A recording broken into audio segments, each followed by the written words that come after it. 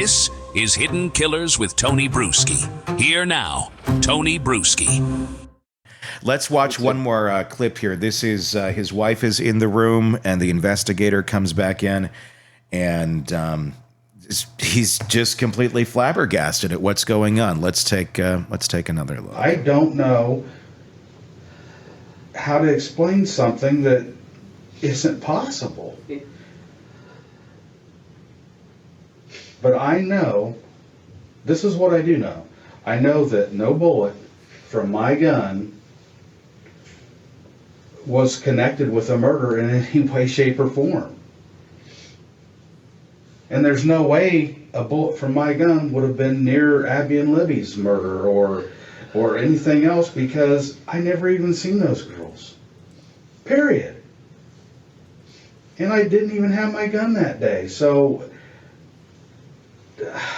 that's what I'm trying to say. I don't know how to make that any clearer. I don't know how to make that any clearer. I don't know how to make somebody understand. I get what he's saying. I don't have a way to explain it. And they're like, there's a witness that said it was you out there. Dear, I don't know what... like, how did they know it was you? And so they said they showed her a picture. And I'm like, of course you were out there. If they seen me out there, they seen me out there, dear. And I told them. Were you on the bridge? I told them I was on the bridge. I went out to the first trestle. Oh, okay. That first thing. I don't remember you telling me that. You told me you weren't, so I told you weren't on it. But I didn't. It doesn't, hon, you're not in any trouble. You didn't do anything. I didn't do anything. Tell him, right? Huh? I didn't know you were on it. I'm sorry. Well, don't worry about it. Hon? Huh? You told me you weren't, so I just was... No, I told you that I walked. What do you make out of that? Husband and wife she's trying to understand what the hell's going on. He's trying to plead his case, and there's a bit of a miscommunication there of a conversation that happened 6 years ago of, you didn't tell me you went out on the bridge. He's like, no, I told you. And he's just seems frustrated at that point because, again, it just seems like it's going to look bad to the investigators. But in reality, 6 years ago, they talked about, what did you do? So I want everyone to approach this from a 30,000-foot level. Yeah. Think about all the cases we've covered, Tony, or all the cases out there. Every time you have someone either committed a murder, who actually tried to murder someone, or even just a thief, just someone doing wrong in life, all their focus is on themselves, how it impacts them. That's what unhealthy people do. They're unhealthily unbalanced to self, and they have disregard for others. That creates unhealthy relationships, and then if it reaches escalations of self-centeredness and violence, and that's what we see in every single case we've covered. It's an unhealthy unbalance of looking at self and what it means to me. Every single case. Every time you hear and see Richard and his wife communicate, it's always about the other person. Don't worry about it, honey. You didn't do anything wrong. And she's worried about him. In other words, what we're witnessing in that very, very short clip is two people in love in a healthy relationship. And that's just one data point, because we have others with the the jailhouse calls and everything else. His entire communication, every single time he's communicating with people in his life, his relationships, it's always about concern for them. Have you ever heard Lori Daybell Vallow doing that? Have you ever heard Alec Murdoch doing that? It's always about me, I. And so those are unhealthy people. This is a healthy person in a healthy relationship. Again, we all have problems and issues with marriages, but this is healthy people don't murder people. Yeah. That's the answer to that. I want to throw this theory out before we go to some of the jail phone calls, because I find it interesting. There was no mention of the bullet in the initial interview with him. That comes up the second time after they go into his house and they seize his weapons and Really, they find nothing else. There's no digital footprint. There's nothing. They have no evidence on this guy being there. The only thing they initially had was the bridge guy photo that is 1,000% questionable and really doesn't look a whole lot like Rick Allen. The guy is taller in the video. And so they realize that's all they have. And I think they realize that video is not going to put anybody away, especially when you also have other experts saying it's another person. They got the gun. They know they have this one bullet in evidence. Oh, looky here. It fits this gun.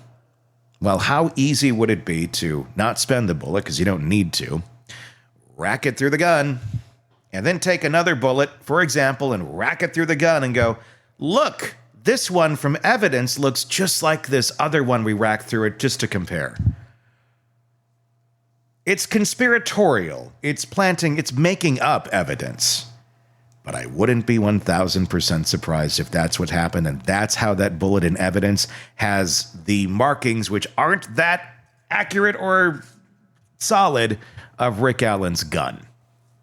I've only heard of bullet casings in cases, not bullets themselves. I didn't do this area 100% for my focus in the Bureau, but I've never heard of just a bullet. It just, the whole thing's just befuddling. I don't get it. I don't, but I'm wondering if because that's the only thing that they have on him. There's no other evidence. And that's very flimsy evidence. And the other thing behaviorally I want to highlight too is, so if you notice during every interview of him, even when they're asking him about his cell phone, where do you have it? He had it right in front of him. Yeah.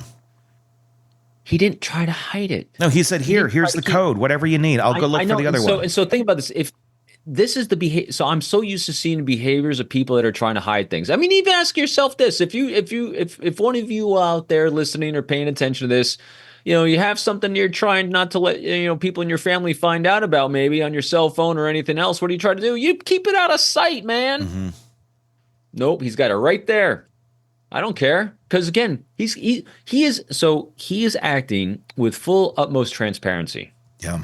People that have done something wrong don't do that. Yeah. They hide things, even whether they think there's anything on that phone or not. It's like they think to their mind, maybe I do have something. Maybe they might be able to track it. Let me just put this thing away just in case you want to look at it. And he's not a dumb guy. It's not like he wouldn't. If he thought he had something that they were going after him initially, you'd probably want to get an attorney involved. But he's there because he thinks he's just doing his public duty. And at the same time, and I know he's been through sequences of phones from that interview, but at the same time, he doesn't seem to be technologically up on things. Yeah. And so who's to say he wouldn't have in the back of his mind that the data, because they even asked him, did you transfer all your data for this one to that one? He goes, my contacts, maybe. I mean, so he doesn't know. It's like, I don't know what you're going to find, but you're not going to find anything of me being there. So take it and look. I've never seen a worse case. I really haven't. So they put him through all that. They eventually arrest him at the end of that interview. And then he goes to prison. To solitary confinement, because they got to get that confession out of him. Because he didn't give it to him then. This is an early call while he was behind bars. We're going to hear a slow progression of him going from sounding like he was a competent, normal guy, CVS pharmacy tech, dad, husband. He's still kind of there. He's starting to break. And this is one of the last competent phone calls he had with his wife. Let's take a listen. You just know that if anything happens, I'll see you in the next lifetime. I swear I will, okay? Okay. You take care of the family for me. I love you all. I love you too, sweetheart. Okay. Bye-bye. It's good to hear your voice. I love you too, Bye. sweetie. Okay. It's going to cut us off here. Okay, I love you. Okay. I love you. I love you, honey. I love you. I'll hold on. Thank you for using GTL. This is a prepaid debit. I love you too much. There's a little bit more from that call. And every time I talk to you, I feel like it's going to be the last time I get to talk to you. I know. I wish I could hug you. I can't explain what's been going on. Oh. I don't want you to worry about me. Yeah. I'm a man and I'll take care of myself, but I'm worried about you. And all I do is worry about you. So, and you let everybody else know how much I love them, won't you? You need to hang in there, honey, okay? Huh? You need to just hang in there, because they're going to get you an attorney soon, okay? Will you just let everybody know how much I love them? Of course I will. They already know, hon. They all know. No, they don't. Yes, they do. Nobody loves me anymore. Stop. That's not true. I know. I'm sorry. I'm sorry. Not true. Okay? I'm sorry. I'm sorry. Okay. I know what you told me. I know what you told me, and I believe you. Yes. I just, knowing I'm never going to see you again, or at least it feels that way.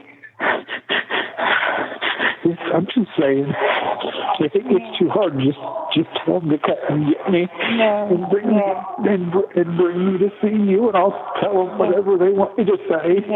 No. Okay. Okay.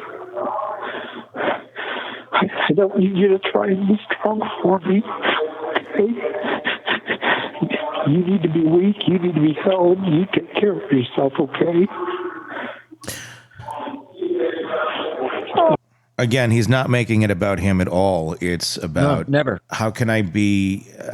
I'll tell them whatever they want me to say To make your pain go away. Yeah.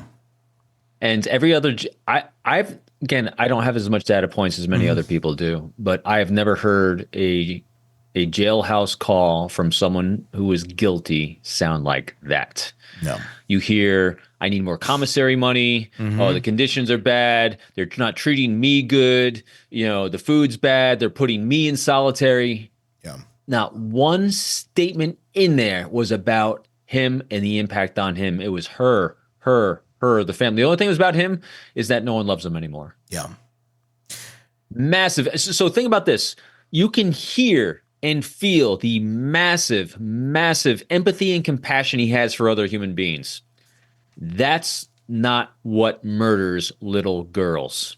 Again, we're looking for behavior arcs and congruence. And because he's got no prior arrests, he's got no prior record, he's got no criminal history, he's got no history of violence, he's got healthy people in his life. So in other words, murdering two little girls is a massive deviation from just data points alone. And now you have an emotional major deviation that would be as well, because his compassion for other people, you can hear it, you can experience it, is spite.